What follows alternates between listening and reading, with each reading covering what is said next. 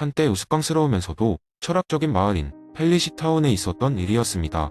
이곳은 항상 신선하고 기발한 방식으로 삶을 즐기는 이들로 가득해 마치 철학적 실험실 같은 분위기를 자아내었습니다. 마을 사람들은 일상의 소소한 일상마저도 철학적으로 재해석하는 걸 좋아했습니다. 여기에서 이야기는 시작됩니다. 펠리시타운의 한쪽 끝자락에 사는 레오는 마을에서 가장 유명한 파이 요리사였습니다. 레오의 파이는 특별한 일루션처럼 환상적인 맛을 제공했죠. 어느 날 레오는 새로운 파이를 만들기로 결심했습니다. 이번에는 단순한 맛 이상으로 윤리적인 메시지를 전달하고 싶었습니다. 바로 제레미 벤담의 공리주의가 떠올랐습니다. 그는 최대 다수에게 최대 행복을 가져다 줄 수 있는 파이를 구상하기 시작했습니다. 레오는 파이의 레시피를 짜기 위해 밤을 새며 고민했습니다. 그는 자신의 파이가 어떻게 하면 마을 사람들에게 최대의 행복을 줄 수 있을지 곰곰이 생각했습니다. 벤담처럼 레오는 행복을 여러 요소로 나누어 분석하기 시작했습니다. 먼저 강도, 파이의 맛이 어떤 강렬함을 줄 수 있을까요? 그리고 지속성, 파이의 맛과 즐거움이 얼마나 오래 남을까요? 이어서 확실성, 파이가 정말 사람들을 행복하게 할까요? 그는 하나하나의 요소를 신중히 고려했습니다. 드디어 온갖 실험과 실패 끝에 레오는 행복파이라 이름 붙인 걸작을 완성했습니다. 행복파이는 바삭한 견과류와 신선한 베리, 그리고 달콤하면서도 산뜻한 크림의 조화를 이룬 예술적인 파이였습니다. 그는 이 파이가 사람들에게 최대 행복을 가져다 줄 것이라 확신했습니다. 드디어 마을 축제 날, 레오는 그의 행복파이를 내놓았습니다. 마을 사람들은 호기심과 기대감으로 가득 차 파이를 맛보기 시작했습니다. 그 순간 마을은 마법처럼 변했습니다. 행복한 웃음소리와 만족스러운 감탄사가 여기저기서 터져 나왔습니다. 파이를 먹은 사람들은 서로 포옹하고 춤을 추고 마음 깊은 곳에서부터 우러나오는 행복을 느꼈습니다. 그날 펠리시타운은 정말 최대 다수의 최대 행복이 실현된 날이었습니다. 그러나 여기서 이야기는 끝나지 않았습니다. 다음 날 아침, 마을 사람들은 하나같이 약간의 배탈을 호소하며 레오를 찾았습니다. 아무리 행복했다지만 지나친 과식은 예상을 빗나가지 않았던 것입니다. 레오는 웃음을 참지 못하며 마을 사람들에게 말했습니다. 여러분, 공리주의도 과일불급이라네요. 행복을 들이대 적당함을 배워야 하는 법이죠. 이 사건은 레온의 행복 파이를 절제해 쾌락으로 재탄생시킨 계기가 되었습니다. 그 이후로도 펠리시타운 사람들은 그 날을 떠올리며 행복을 고민하는데 많은 영감을 주곤 했습니다. 결국 레오의 행복 파이는 단순한 음식이 아닌 행복의 본질과 그 한계를 생각하게 하는 심오한 철학적 경험으로 남게 되었습니다. 그렇게 펠리시타운의 사람들은 날마다 진정한 행복이란 무엇인가를 고민하며 최대 다수의 최대 행복을 위해 서로를 배려하며 살아갔습니다. 두 번째 이야기. 옛날 어느 작은 마을에 피터라는 이름의 호기심 많은 빵 굽는 청년이 살고 있었습니다.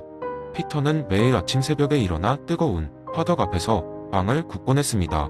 그의 빵은 마을 사람들 사이에서 굉장히 인기가 많았지요. 하지만 피터는 근래 들어 인과관계에 대한 깊은 회의에 빠져 있었습니다.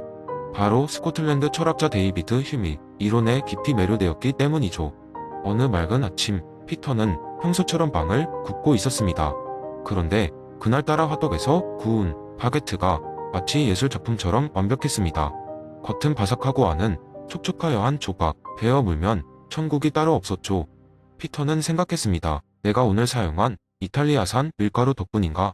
아니면 오늘 아침 신선한 버터 때문인가? 하지만 휴메 인과관계 회의론이 그의 머릿속을 스쳐 지나갔습니다. 그는 생각했습니다. 과연 이것이 진정한 원인일까? 아니면 단지 여러 요인이 우연히 맞아떨어진 것에 불과할까? 그날 피터는 마을 광장에서 빵을 나누어 주며 휴메 이론에 대해 이야기하기 시작했습니다. 사람들은 처음에는 그저 빵의 맛에 감탄하다가 피터의 이야기를 듣고 호기심 어린 눈으로 그를 바라보았습니다. 피터는 말했습니다. 여러분, 우리는 빵을 굽고 그것이 맛있다는 결과를 얻었지만 그 모든 것이 단순한 반복적인 사건일 뿐이라면 어떨까요? 빵이 맛있어진 진정한 이유는 알 수 없는 것이 아닐까요? 마을의 나이 든 농부는 미소를 띠며 대답했습니다. 피터, 내가 무슨 말을 하는지 알겠지만 난 매일 아침 소를 돌보기 위해 일어나지. 그런데 한 번도 소가 갑자기 닭소리를 내거나 고양이처럼 움직인 적은 없었단다. 물론 너의 의문도 흥미롭지만 나는 소가 들판을 넓게 돌아다니며 풀을 뜯는 모습을 보고 안심이 되지.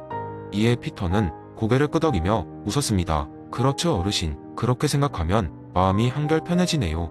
그렇지만 때때로 의심해보는 것도 재밌잖아요. 그렇게 마을 사람들은 피터의 빵을 맛보며 인과관계를 주제로 소소한 대화를 나누었습니다. 피터의 이야기와 마을 사람들이 주고받은 대화는 반복되는 사건들 속에서도 인과관계를 명확히 규정짓기 어려울 때가 있다라는 휴메의 이론을 쉽게 이해할 수 있게 해주었습니다. 피터는 결국 결론 지었습니다. 아마도 우리가 할 수 있는 것은 단순히 빵을 굽는 순간을 기쁘게 받아들이고 인생의 수많은 사건들을 하나의 맛있는 빵처럼 즐기는 것이겠죠. 그리고 이렇게 피터의 빵과 이야기는 오랜 세월 마을 사람들 사이에 회자되며 전해지게 되었습니다. 사람들은 여전히 휴메의 철학에 대해 깊이 생각하게 되었지만 무엇보다 가장 중요한 것은 매일의 삶 속에서 빵처럼 따뜻하고 기쁜 순간들을 찾아내는 것임을 깨달았지요. 그러니 여러분도 오늘 하루 그 따뜻한 순간들을 찾아보는 건 어떨까요? 세 번째 이야기. 옛날 옛적 현대 도시에서 멀리 떨어진 고요한 마을에 한 현자 토마스라는 이름을 가진 신비로운 인물이 살고 있었습니다. 그는 긴 회갈색 머리와 부드러운 눈빛으로 언제나 사람들을 따뜻하게 맞이했으며 마을 사람들은 그에게 인생의 중요한 질문을 묻기 위해 자주 찾아오곤 했습니다. 어느 날 마을에 젊은 부부가 찾아왔습니다. 그들은 서로를 진심으로 사랑했지만 인생의 방향을 두고 갈등을 겪고 있었습니다. 남편은 큰 도시로 이주하여 더 나은 경제적 기회를 찾고자 했고, 아내는 조용한 마을에서 계속 살아가며 자연과 가깝게 지내고 싶어 했습니다. 그들의 갈등은 점점 깊어져 서로를 더 이상 이해할 수 없게 되었습니다. 그래서 그들은 토마스를 찾아와 도움을 청하기로 했습니다. 토마스는 그들을 반갑게 맞이하며 그들의 이야기를 차분히 들었습니다. 그리고는 이런 이야기를 해주었습니다. 천지를 창조한 신은 모든 피조물에게 제각기 고유한 목적을 주었습니다. 풀 한 포기도, 하늘을 나는 새도, 바다를 헤엄치는 물고기도 다 각자의 역할과 목적이 있는 법이지요. 인간도 마찬가지입니다. 신은 인간에게도 목적을 주었고 그것은 바로 행복을 추구하고선을 행하는 것입니다. 이를 자연 법칙이라 부릅니다. 그는 창문 밖으로 고개를 돌려 저 멀리 산맥을 바라보며 계속해서 말했습니다. 마치 산맥은 언제나 우뚝 솟아 있는 것처럼 자연 법칙은 인간이 변하지 않는 삶의 방향을 찾도록 돕는 나침반과 같습니다. 하지만 문제는 여러분이 서로 다른 산을 오르고 싶어 한다는 것이지요. 그러니 이 문제는 서로의 산이 어디인지, 그리고 그 산이 본인의 목적에 얼마나 부합하는지를 이해하는 것으로 풀 수 있습니다. 남편과 아내는 서로의 산, 즉 서로의 목적과 바람을 이해하기 위해 대화를 이어갔습니다. 남편은 아내에게 경제적 안전함과 커리어 발전을 통해 가족의 행복을 도모하고 싶다고 이야기했고, 아내는 자연과의 조화로운 생활을 통해 내면의 평화를 추구하고 싶다고 설명했습니다. 이 대화에서 그들은 처음으로 서로의 꿈과 바람을 명확히 이해할 수 있게 되었습니다. 토마스는 그들에게 이렇게 조언했습니다. 자연 법칙에 따라 서로 다른 목적을 가진 두 사람이 함께 나아가는 법은 있지요. 중요한 것은 서로의 꿈을 존중하고 두 꿈이 만나는 지점을 찾는 것입니다. 그것이 가능하면 두 사람이 함께 행복하고 선을 행할 수 있는 삶을 살아갈 수 있을 것입니다. 그들은 토마스의 조언을 가슴 깊이 새기고 마을을 떠났습니다.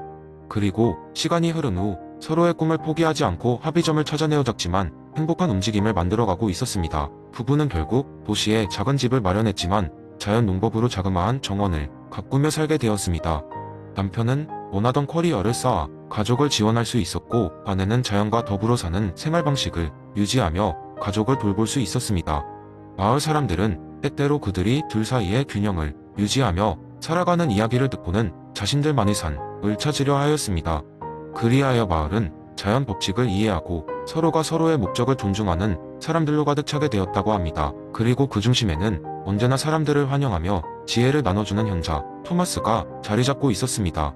네 번째 이야기. 한 번은 아주 먼 과거 어느 시골 마을에서 일어난 일입니다. 이 마을은 자연 상태와 다름없이 모두가 자유롭게 살고 있었습니다. 그곳에서는 소박한 웃음과 친절한 말들이 오가곤 했지만 언제부턴가 마을 사람들 사이에 작은 갈등이 자주 생기기 시작했습니다. 마을의 작은 호수에서 물고기를 잡으려다 아침부터 누군가와 말다툼을 한 일이 그 시작이었지요. 놈의 집 앞에서 술렁이는 발걸음이 들리자 놈은 창문 너머로 마을 사람들을 바라보았습니다. 그리고 곧이어 마을 이장인 논스가 그의 집 문을 두드리기 시작했습니다. 오늘도 마을 회의가 열리네. 나오지 않겠나? 논스는 평화로운 방법으로 문제를 해결하려 했습니다. 모두가 모인 마을 회관에서 이장은 말을 시작했습니다. 우리는 어쩌다 이렇게 되었을까요? 우리의 호수를 두고 싸우게 될 줄은 몰랐습니다. 우리는 중재가 필요합니다. 이곳에 있는 모든 사람이 안전하고 즐겁게 살 수 있도록 무엇이 필요할까요? 그러자 호비라는 마을의 현자는 이렇게 제안했습니다. 우리가 자연 상태를 벗어나기 위해서는 사회 계약을 체결해야 합니다. 우리는 우리의 일부 자유를 양도하고 공정하게 호수를 관리할 수 있는 주권자를 뽑아야 합니다. 그 주권자는 우리 모두가 동의하는 법과 질서를 만들 것입니다. 마을 사람들은 처음에는 의아해했지만 포피의 말에 점점 고개를 끄덕이기 시작했습니다. 그들은 모두 자신의 자유를 조금 희생하더라도 안정과 평화를 얻을 수 있는 방법을 찾고 있었습니다. 다음날 사람들이 다 함께 모여 투표를 시작했습니다. 그리고 모든 투표 용지가 개표된 뒤 놀랍게도 론스가 새로운 마을 주권자로 선출되었습니다. 그는 곧 주권자로서 보수 이용 규칙을 만들고 마을의 법과 질서를 유지할 수 있는 작은 법원을 설립했습니다. 놀라운 변화는 그리 멀지 않았습니다. 론스가 주권자가 되고 나서부터 사람들은 호수를 더 이상 두고 다투지 않았습니다. 오히려 서로 물고기를 나누며 웃음을 잃지 않았지요. 마을은 다시 평화로워졌고 사람들은 비로소 사회 계약이 가져다 준 진정한 의미를 깨닫게 되었습니다. 이제 사람들은 새로운 문제에 부딪힐 때마다 옛날의 자연 상태를 떠올리며 사회 계약의 중요성을 다시금 생각하게 되었습니다. 말 그대로 그날 이후로 마을은 모두가 협력하여 행복하게 사는 법을 배운 곳이 되었고 그 이야기는 먼 마을들까지도 전해지게 되었습니다. 그리하여 홉스의 사회 계약론은 마을 사람들에게 중요한 교훈과 새로운 삶의 방식을 제안해 주었고 이는 과거의 혼란스러운 시간을 반추하며 평화로운 세상을 꿈꾸게 만드는 이야기로 남게 되었습니다.